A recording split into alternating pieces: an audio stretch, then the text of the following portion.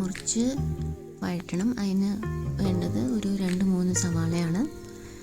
അത് കഴിഞ്ഞിട്ട് ഒരു പാൻ എടുത്ത് എണ്ണ ഒഴിച്ച് സവാള ഇട്ട് കുറച്ച് ഉപ്പും കൂടി ഇട്ട് വഴറ്റുക.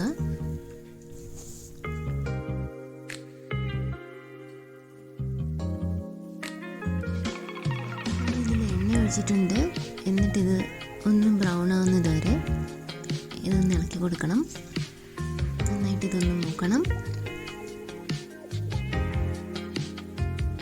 ഉപ്പ് വേണമെങ്കിൽ നമുക്ക് പിന്നെയും കുറച്ചുകൂടി ചേർത്ത് കൊടുക്കാം.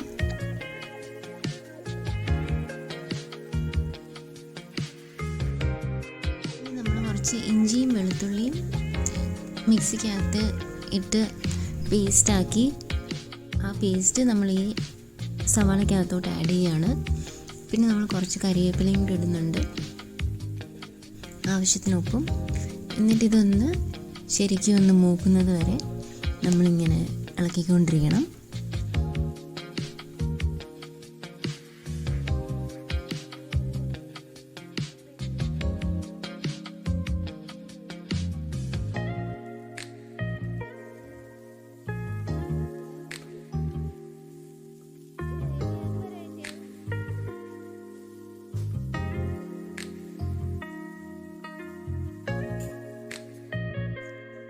നമ്മളൊരു 1/4 കിലോ പൊട്ടറ്റോ അത് മിക്സിയിലിട്ട് വേവിച്ച് ഉപ്പിട്ട് വേവിച്ചിട്ട് അത് കുക്കായി കഴിഞ്ഞിട്ട് അത് നമ്മൾ അതിനകത്തുനിന്ന് എടുത്ത് വേറൊരു പാത്രത്തിനകത്തിട്ട് ഒരു സ്പൂൺ വെച്ച് മാഷ് ചെയ്തെടുക്കണം. പിന്നെ അതിൻ്റെ കൂടെ കുറച്ചും ബ്രെഡ് നമ്മൾ പൊടിച്ചെടുക്കണം. ക്രംസ് ആയിട്ട് പൊടിയായിട്ട് അതാണ് ഈ കാണിക്കുന്നത്. ഓൾമോസ്റ്റ് മൂത്ത് ഈ പരുവായി.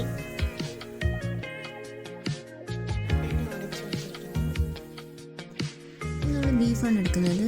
ബീഫ് നമ്മൾ ചെറുതായിട്ട് അരിഞ്ഞ് ഉപ്പും കുരുമുളകും പൊടിയും ചേർത്ത് വേവിക്കണം ആദ്യം.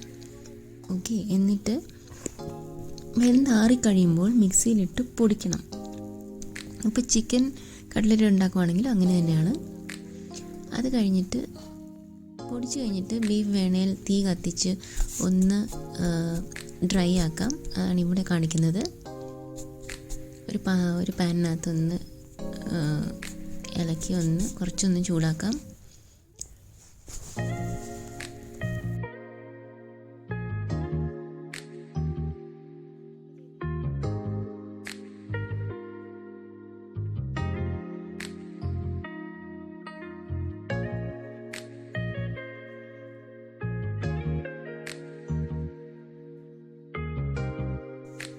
ഇനി നമ്മൾ ഇതിനകത്തേക്ക് ഇറച്ചിക്കൂട്ടാണ് ഇടുന്നത്.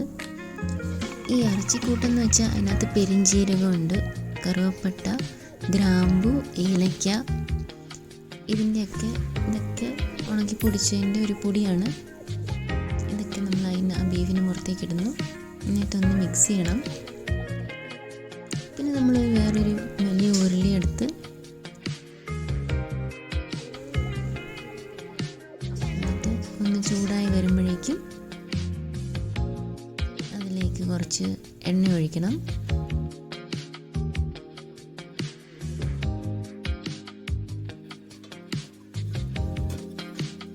എണ്ണ പാത്രത്തിലെല്ലാം ആയി കഴിഞ്ഞെടുത്ത് പിന്നെ നമ്മൾ അതിനകത്ത് ബീഫ് ഇടുക.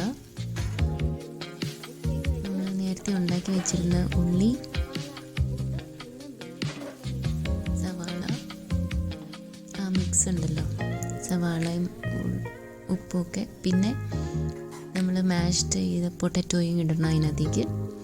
എന്നിട്ട് ഇതെല്ലാം കൂടി ഒന്ന് മിക്സ് ചെയ്ത് നല്ലപോലെ മിക്സ് ചെയ്യണം. എല്ലാം ഒന്ന് കുഴഞ്ഞ് വന്ന് എല്ലായിടത്തും ആയിട്ട്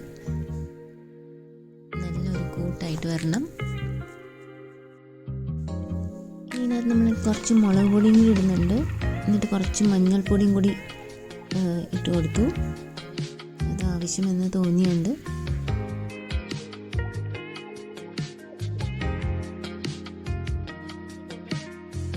ഇതാണ് നമ്മുടെ ഇറച്ചിക്കൂട്ട്.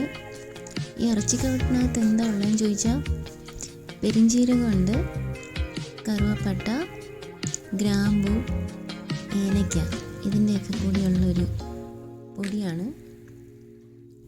വേറെയും ചിലപ്പോൾ മസാലകൾ കാണാം. മെയിൻലി ഇതൊക്കെയാണുള്ളത്. ഇതിനകത്ത് ആറി കഴിഞ്ഞിട്ട് ഇങ്ങനെ ഒരു സ്പൂൺ വെച്ചിട്ട് നല്ലൊരു ഷേപ്പ് ആക്കണം, ഒരു ഓവൽ ഷേപ്പ്. എന്നിട്ടൊരു പാത്രത്തിലേക്ക് വെക്കുക. ഇങ്ങനെ ആ കൂട്ട് മൊത്തം, ആ മിക്സ് മൊത്തം നമ്മളെടുത്ത് ഒന്ന് ഉരുട്ടി സ്പൂണിൽ വെച്ച് ഒന്ന് ഷേപ്പാക്കി എടുക്കാനേ കൈ കൊണ്ടും നമുക്ക് ഷേപ്പാക്കി എടുക്കാം. നമുക്കിഷ്ടമുള്ള ഏത് ഷേപ്പ് വേണോ.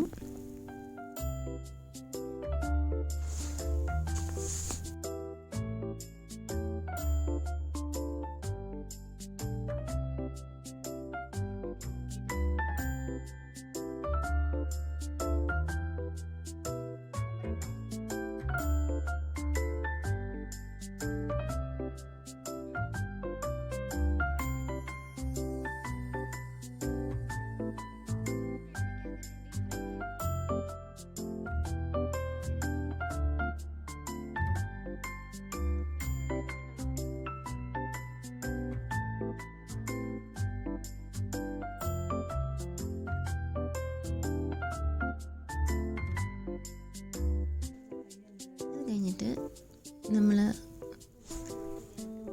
ഷേപ്പാക്കി വെച്ചേക്കുന്ന കട്ട്ലറ്റ് നമ്മൾ മുട്ടയ്ക്കകത്ത്, മുട്ടയുടെ വെള്ളയുണ്ട് മഞ്ഞയുണ്ട്, അതിനകത്ത് മിക്സ് ചെയ്തിട്ട് പിന്നെ നമ്മൾ ബ്രെഡ് ക്രംസിനകത്ത് ഇട്ടൊന്ന് ഉരുട്ടണം. അപ്പോൾ അതെല്ലാം ആ കട്ട്ലറ്റിൻ്റെ കൂട്ടിൽ പറ്റി പിടിക്കും. എന്നിട്ട് നമ്മൾ ആ ചെയ്ത എല്ലാ കട്ട്ലറ്റും ഇതേ രീതിയിൽ ചെയ്യുക. അത് കഴിഞ്ഞ് നമ്മൾ ചീനച്ചട്ടിക്കകത്ത് എണ്ണ ഒഴിച്ച് ഈ ബ്രെഡ് ക്രംസിനകത്ത് മുറുക്കിയ കട്ട്ലറ്റ് എല്ലാം ഒന്ന് ഇട്ടൊന്ന് വറുത്തെടുക്കണം. രണ്ട് സൈഡും മൊരിഞ്ഞ് കഴിഞ്ഞ് നമുക്കെടുക്കാം. Cutlet ready.